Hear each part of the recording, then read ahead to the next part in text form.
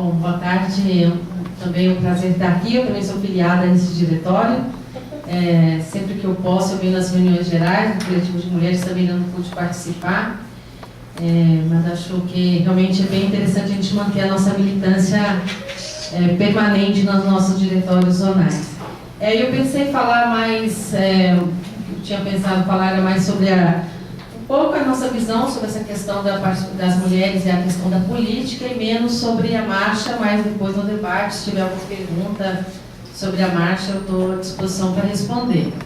E a primeira coisa que a gente tem que dizer em relação a esse tema de mulher e política é que, historicamente, na nossa sociedade, a política foi constituída como um espaço masculino, né? E principalmente, se a gente pensar o momento histórico que a gente vive hoje, a partir do que foi a consolidação do modelo capitalista e da Revolução Burguesa, e que a sociedade justamente criou as instituições, a forma de participação política que legitima o capitalismo, a gente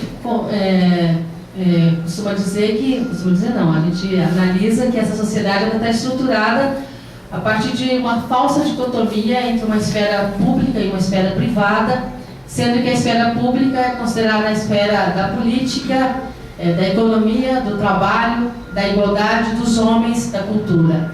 E a esfera privada como a esfera da família, do trabalho doméstico, portanto, do não trabalho, da afetividade, da intimidade, não político, e dizer essa oposição entre intimidade e política, e das mulheres e da natureza, né? Então a gente costuma dizer que essa falsa dicotomia, na verdade, ela representa e ela constitui um traço androcêntrico da forma de estruturar a sociedade, ou seja, baseada na experiência masculina, e historicamente, portanto, as mulheres foram excluídas da política, e a política como não espaço das mulheres.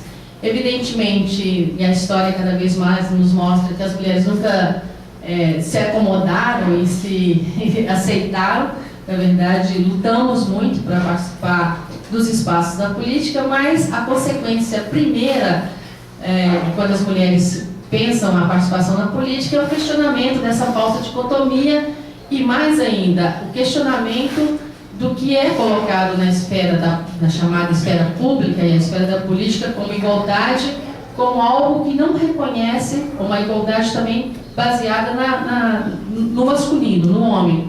E, portanto, uma questão que o feminismo trouxe com força foi justamente questionar os limites dessa esfera pública e da esfera política, trazendo para essa esfera questões que até então eram consideradas do privado, seja a questão do corpo, da sexualidade, da violência, do aborto e tantas outras, do trabalho doméstico e tantas outras questões. Portanto, uma ampliação do que é o conceito de política.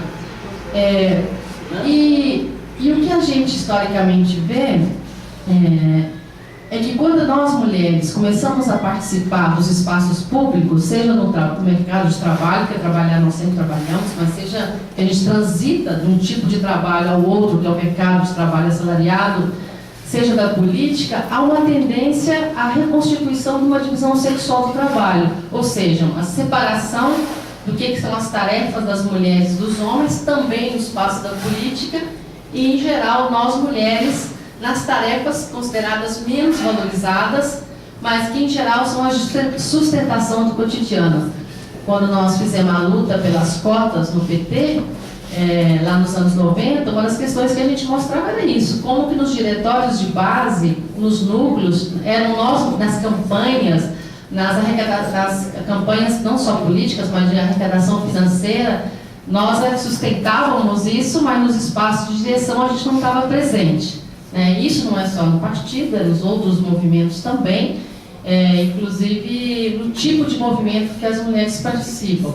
Então, a primeira questão é essa tendência a reconstruir essa divisão sexual do trabalho e o funcionamento da política, mesmo que sem combinar, que tem mecanismos de exclusão das mulheres. Então, um dos mecanismos fortes de exclusão das mulheres é que os critérios de avaliação da nossa capacidade, da nossa militância, são mais rígidos que os critérios de avaliação dos homens. Um homem não precisa provar que ele é capaz que ele pode ser um dirigente sindical ou partidário, porque é natural que ele seja um dirigente partidário ou sindical. No entanto, as mulheres têm que provar que elas são capazes.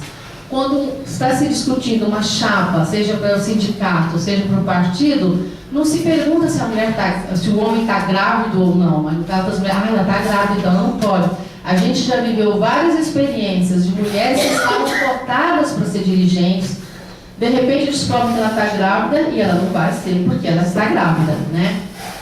Então, são mecanismos de exclusão, mas e tem outros que são mais sutis. Um deles, que é muito presente no partido, isso é muito presente, que os homens conversam entre si antes das reuniões. Então, parece que os homens chegam com ideias e com muitas propostas, mas é que na preparação para a reunião, as mulheres são excluídas. Ninguém chega e pensa uma ideia brilhante. A gente só chega e tem uma ideia brilhante na reunião se a gente já pensou nela. E o outro elemento é a nossa própria socialização como homens e como mulheres, que faz que nós mulheres achamos que a gente não tem boas ideias, que a gente não quer falar. Então, a questão que acontece sempre, você tem um debate, tem uma reunião, aí abre a palavra, um monte de homens se inscreve.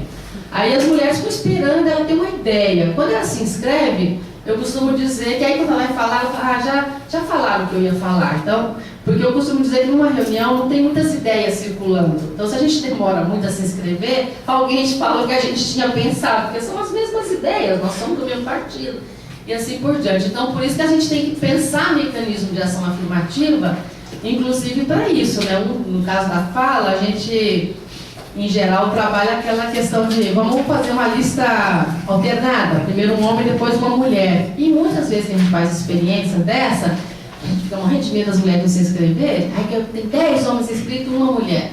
Quando o terceiro homem fala, já estão equilibradas as inscrições, né? Só que aí a gente passa as mulheres para frente. Mas são só exemplos para a gente perceber isso na relação com a questão dos mecanismos de exclusão e, claro, esse tema das mulheres se sentirem estrangeiras. Eu já tenho só 3 minutos, então eu quero rapidamente dizer algumas questões. A primeira é que, quando a gente diz o questionamento dessa construção da esfera política como uma esfera masculina e a vinda das mulheres para esse espaço, uma primeira tendência, até para as mulheres se legitimar historicamente no passado, foi as mulheres terem que se masculinizar, ter que agir como se fossem os homens para serem aceitas.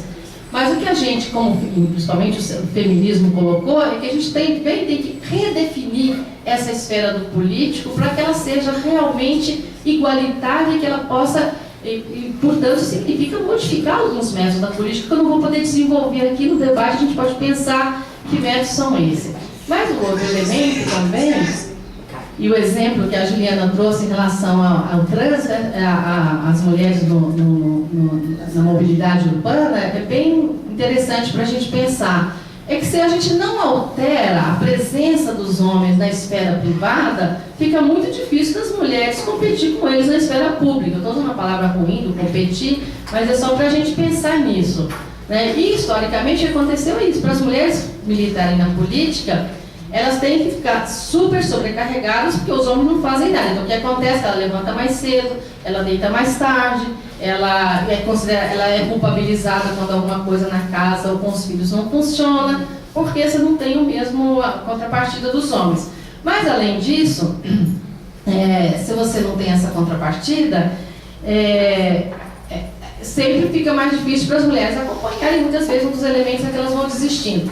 Por fim, no meu último minuto, eu quero dizer o seguinte: nesse debate de mulher política, eu imagino que outras também vão falar disso, que eu acho que é muito importante, é que por mais que a gente pense que é importante as mulheres participar da política, seja de qual classe social, de qual partido ela é, nós nunca deixamos de pensar que a nossa questão não é só participar da política tal como ela está, que tem que pensar as transformações que a gente quer dessa política. Isso não é só do ponto de vista de gênero, é também do ponto de vista de classe, né? Então, por quê? Por exemplo, uma mudança que é visível hoje, que é fruto inclusive da luta das mulheres, mas que para nós não basta isso, é que antigamente um caudilho político da direita, quando ele não tinha um filho homem para substituir, ele ficava muito chateado, muito triste. Hoje ele já confia que uma filha pode cumprir o papel dele. A gente não sabe o que ela passa, né? No caso da Rosiana Sarney, que a gente escuta o pessoal contar o quanto é humilhada, embora ela é muito mais competente que os homens da família dela, mas ela é sistematicamente humilhada pelos homens da família dela. Mas ninguém deixa de pôr uma mulher, um caudilho não deixa mais de pôr a sua filha na política como deixava antes, né? Mas do ponto de vista nosso, da classe trabalhadora e de quem quer transformar o mundo, a participação na política também está articulada às transformações que a gente quer fazer no sistema de poder e na forma de participação. Porque, inclusive, entre nós, da classe trabalhadora, a participação das mulheres na política, principalmente nos espaços de direção, ela acaba também estando condicionada ao grau de escolaridade, a quantos filhos tem ou não tem, se pode ter um empregado doméstico ou se não pode. Então, as transformações que a gente precisa fazer são muito mais profundas para a gente conquistar realmente essa igualdade. Eu paro por aqui e depois no debate a gente continua. Obrigada.